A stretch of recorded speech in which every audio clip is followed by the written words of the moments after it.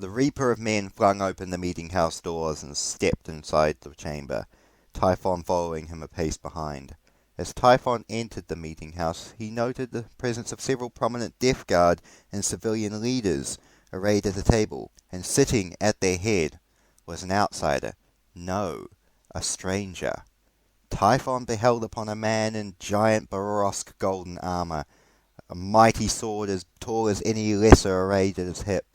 The stranger seemed to emanate a power and a light never before seen by Typhon, and he felt cowed by its power. He looked upon this stranger and noted that he had never seen any human at all like him. No, that was a lie. He had seen one like him, like this stranger. Looking upon the Reaper of Men, Typhon noted the similarities between these two. Faint, but definitely visible, in the jawline and the cheekbones. They noted the similarities between these two. He looked upon the stranger and saw the same level of power and determination as he saw in the Reaper's eyes, and wondered if these were connected somehow. Before he could investigate any further, the Reaper of Men spoke. "Who are you?" the Reaper addressed to the stranger in his midst, "and what are you doing upon my world?" The stranger stood up, his motion fluid and with grace. He looked the Reaper dead into the eyes and said, "I am the Emperor of mankind. I am your father, your true father." Before Mortarion could react, the stranger continued, "Too long have you and this world been away from me and the rest of humanity. I have come to claim you and take you home." The Reaper looked at him with denial in his eyes. He spoke up and said, "No, you are not my father. My father is the abomination in the mountains, who I seek to destroy. You are not my father, and you have no right to this world. Begone! Take your flying machine and leave this world." But even as he said it, he could not deny the truth in the stranger's words. He could not deny the things now unlocked in his mind, the truths now revealed, glistening and swirling around his mind. But he was steadfast and determined in his resolution, and he would not be gainsayed. The stranger, this emperor, gave a light chuckle and said, "This never gets easier, no matter how many times I do it. I have heard much of your Overlord Wars, Mortarion. I am impressed.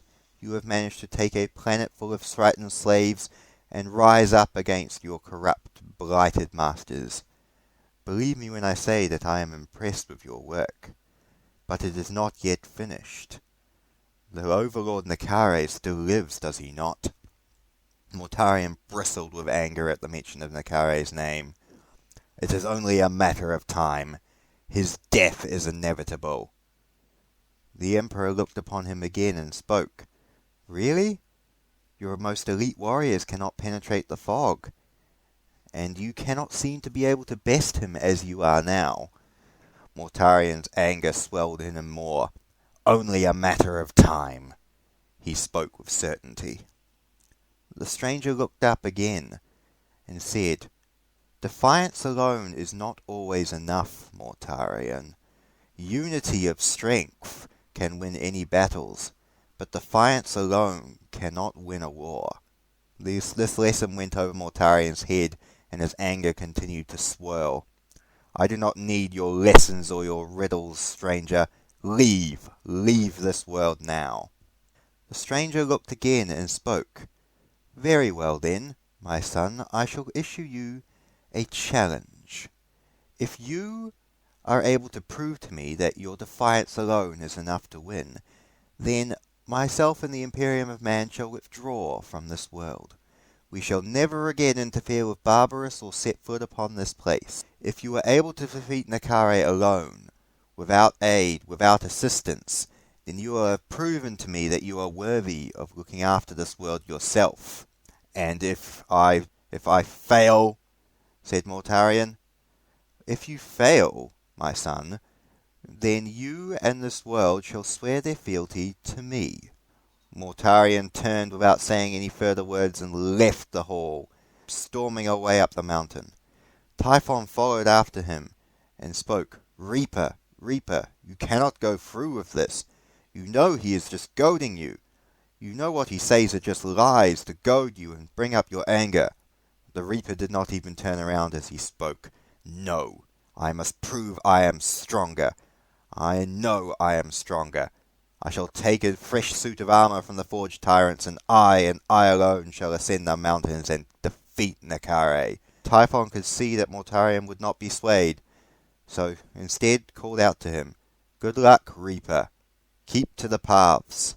Mortarion ascended the mountain peaks, plodding one foot after the other. His oxygen supply had run out hours ago, and the toxins even this high were starting to affect him. So all Mortarion could do was concentrate on placing one foot after the other. As he trudged higher and higher, he could feel the pressure joints and filtration systems in his suit of armor fail about him, but he would not be dissuaded. The Reaper continued trudging up the mountain towards his quarry, towards his foster father, where he would bring down his vengeance. After hours of trudging and his armor disintegrating around, the Mortarion eventually came before a great black iron gate in the heart of the poisonous fog. Using all of his might and effort, he summoned forth a challenge. "Nakare!" he bellowed through poisoned lungs. "I challenge you!" It took every ounce of his effort to speak those words, and he could feel the will being sapped from him by their utterance. But still he would not be dissuaded. Using every ounce of his effort, he brought his war scythe round into a battle stance. But it was not enough. Then and there, the effort required to bellow out his challenge and ready himself for battle sapped the last of his will. His filtration units finally failed, and Mortarion collapsed to his knees in the mud before the fortress. There, a cackling voice spoke out. "You disappoint me." Nakare emerged from the castle gates, scimitar in hand, watching his foundling son. "You disappoint me, boy. You were never strong enough to supplant me." Nakare did not make a move to strike him or to end his life. He was letting Mortarion's hubris and the poisonous fogs consume him. Mortarion in this moment realized that he had failed. He had failed his world. He had failed his people. He had failed his oath to defeat Nakare. And that the stranger, this emperor, this father of his, was correct. But just before all hope was lost and Mortarion was going to seep into the mud, a voice spoke into his mind. A voice of calm and understanding. A voice of love and light and warmth. It spoke into his mind and said, "Do you see now the lesson, my son? Defiance alone is not always enough, but strength united can conquer any foes." Then, out of the fog, the stranger emerged, burning sword in hand. The poisonous fog itself seemed to be obliterated by the stranger's very presence. Nakare was taken aback by the new intruder in his midst and seemed cowed by his presence. Mortarion wanted to deny it, to scream out. He could see that the stranger was going to take the kill that was rightfully his. He could see that the stranger was going to supplant him, to force him to bend to his will. But he did not. The stranger instead pointed his hand towards Mortarion, and suddenly he felt the poisons and toxins being burned from his lungs and bloodstream.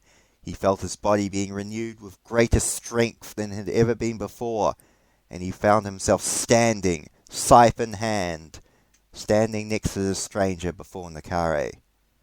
The stranger then spoke again, in a clearer voice, and said to Mortarion, "I cannot strike this final blow myself, my son. This blow is yours and yours alone. Defeat Nakare. Destroy him. and take your place by my side, my son." Mortarion struck forward with his scythe and decapitating the Kare in a single fluid motion, hacking him to pieces on the edge of his blade. Mortarion now could see the truth behind the stranger's words, that defiance alone was not enough, that the strength given to him by the stranger was what allowed him to succeed. Despite his anger at being assisted in his final endeavour, he could see that the fact that the stranger chose to give him the honour of defeating his foster father, that the stranger chose to, instead of taking the kill and his glory for himself, chose to implant Mortarion with the strength alone to defeat his foster father, showed him that this warrior was honourable and noble with it. The stranger turned upon Mortarion and spoke. "Mortarion of Barbarus, Mortarion, my son, do you pledge your fealty to me, your true father, the emperor of mankind?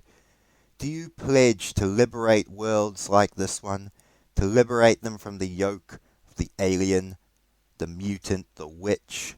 Do you pledge yourself to the safeguarding and protecting of humanity in all of its forms? Do you pledge yourself in this world to me, Mortarion?"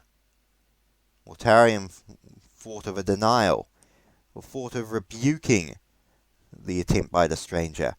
He was the one who defeated Nakare. It was by his blade alone that Nakare was struck down. He did not need to pledge fealty to him, for he truly won the contest in his mind. But he knew it was a lie. He knew without this stranger's help he would now be dead upon the mud before this very fortress. Mortarion now saw the truth. He saw the truth behind the stranger's lesson. And what was furthermore, he saw and knew the truth, that this stranger before him was indeed his father, the emperor of mankind. He saw the truth in this man's eyes and in his words.